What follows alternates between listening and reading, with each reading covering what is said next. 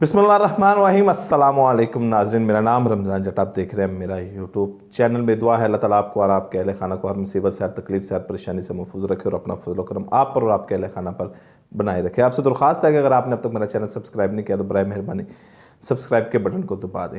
पाकिस्तान में हुकूमत तो बन चुकी है, पीडीएम ने हुकूमत तो बना ली है, लेकिन हुकूमत बनाते ही इनको बहुत ज़्यादा मुश्किलात का सामना करना पड़ा है। पहले एक डेडलॉक बरकरार था कि कबीना के ऊपर के कबीना कैसे बनेगी, कबीना में किसके कितने अरकान होंगे। बहरहाल आज 37 अरकान कबीना के फाइनल हो गए, जिसमें मुस्लिम लीग नून के 9 अरकान थे, पीपल्स पार्टी के माफ़ कीजिएगा मुस्लिम लीग नून के 12 और पीपल्स पार्टी के 9 अथाती जमातों के 16 तकरीबन जो अफराद थे उन्होंने हलफ उठाया है। लेकिन इसमें जो बाकी आपको खबर मिल गई होगी कि कौन कौन से उसमें वज़रा शामिल हैं, ये पीपल्स पार्टी के कौन से हैं और दूसरे कौन से हैं। इसमें 4 ममलकत के वज़ीर ममलकत के हैं ओहदे हैं उनके पास, और बाकी मुशीर हैं ओन चौधरी जो इमरान खान साहब के दोस्त हैं, वो अब वज़ीर शहबाज शरीफ साहब के मशीर ख़ास है। ये सब तमाम खबरें आपको मिल जाएगी। लेकिन इसमें एक बड़ा अहम नाम आ रहा था और बड़ी अहम वजारत के लिए नाम आ रहा था। बिलावल भुट्टो का वज़ीर ख़ारजा बनने के लिए उनका नाम फाइनल हो चुका था। उनके पीपल्स पार्टी के जो जमात है उन्होंने भी कहा था कि वज़ीर ख़ारजा बिलावल भुट्टो को बनना चाहिए। हालांकि इसमें तकसीम थी पीपल्स पार्टी में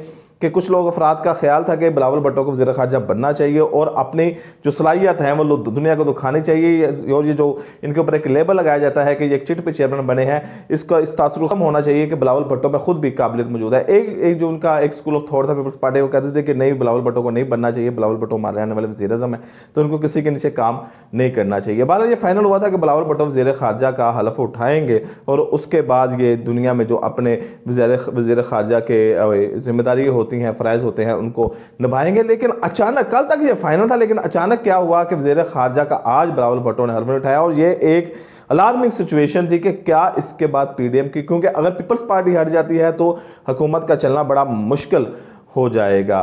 तो अब बिलावल भुट्टो जो लंदन गए हैं, वज़ीर नवाज शरीफ से मुलाकात करेंगे, वहाँ पर क्या चीज़ें तय होंगी और क्यों नहीं हलफ उठाया, ये मैं आपको वीडियो में बताऊँगा। बड़ी दिलचस्प बात है। लेकिन उससे पहले एक वज़ीर दाखिला बने हैं राना सनाउल्लाह।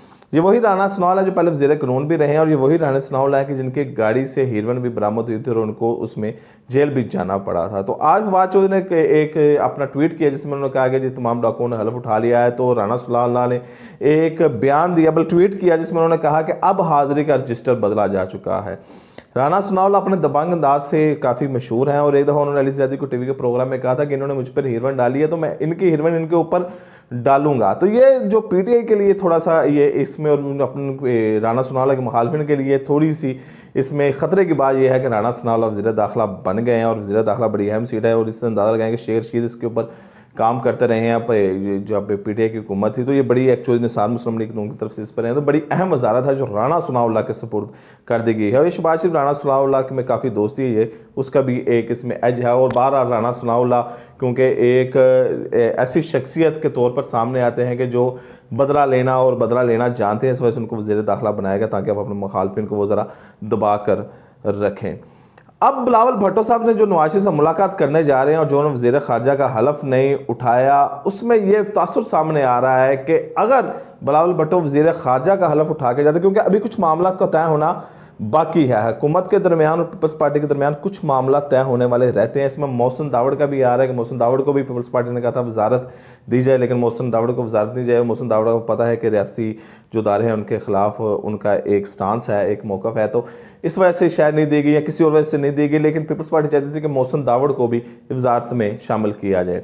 बहरहाल कुछ और भी मुआहदे हैं, कुछ और भी बातें हैं जो बिलावल भुट्टो नवाज शरीफ से मुलाकात करेंगे। कुछ तराज़ात हैं, कुछ गिले हैं, कुछ शिकवे हैं, और अगर लॉन्ग टर्म चलना है तो इन दोनों की, ये बड़े की, क्योंकि अब पीपल्स पार्टी को बिलावल भुट्टो देखते हैं और नवाज शरीफ ये दोनों पीछे बैठ के लीड करेंगे, तो इन दोनों का एक बात पर मुत्फिक होना बड़ा ज़रूरी है। अगर ये वज़ीर ख़ारजा का हलफ उठा के बिलावल भुट्टो जाते तो फिर इनका एक दौरा, सरकारी दौरा हो जाना था और वहाँ पर एक उनके मुखालफिन को एक मौका मिल जाना था कि देखें जी, पहला वज़ारे उनका दौरा था वज़ीर ख़ारजा का और ये नाकाम हो गया, इनको कोई लेने नहीं आया और कोई ऐसी बंद। हालांकि उन्होंने सिर्फ नवाज शरीफ से मुलाकात करनी चाहिए तो अपनी जो सेटलमेंट थी उसको करना था। बहरहाल क्योंकि हुकूमत ये एक ऐसी हुकूमत है कि ज़्यादा चलती हुई नज़र नहीं आ रही, क्योंकि इतनी ज़्यादा जमातें अगर इकट्ठी हो जाएंगी तो हर बंदे का अपना मौक़िफ़ है, अपना सोच है, तो वो कैसे एक लॉन्ग टर्म तक चल पाएगा।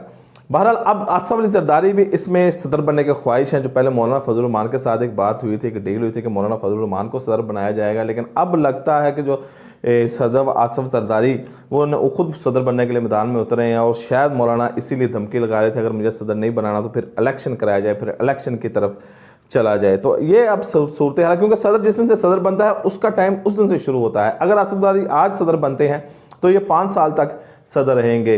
सेनेट का, कौमी असम्बली का, इनके जो इनका मुद्दत पूरी रही। जैसे शहबाज शरीफ बने हैं तो ये 1.5 साल में जब कौमी असम्बली की मुद्दत खत्म हो जाएगी तो ये वज़ीर आज़म भी खत्म हो जाएंगे। लेकिन सदर का ये होता है कि जब वो सदर बनता है, जिस दिन से बनता है, जिस मिनट से बनता है, उस मिनट से लेकर 5 साल तक उसने सदर रहना होता है। और सदर को निकालना भी इतना मुश्किल नहीं होता, क्योंकि आरफ अलवी को अब उन्होंने तमाम PTI के अरकान ने इस्तीफ़े दे दिए हैं, लेकिन आरफ अलवी ने इस्तीफ़ा नहीं दिया, क्योंकि उन्हें मालूम है कि सदर बहरहाल एक पावर और इख्तियार रखता है।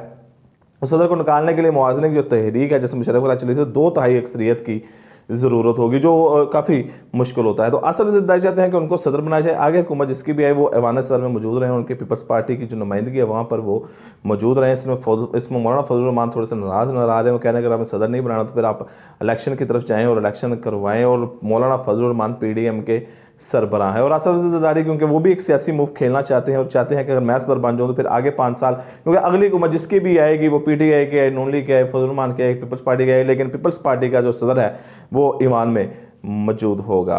अगली वीडियो तक मुझे इजाज़त दें। अल्लाह हाफिज़।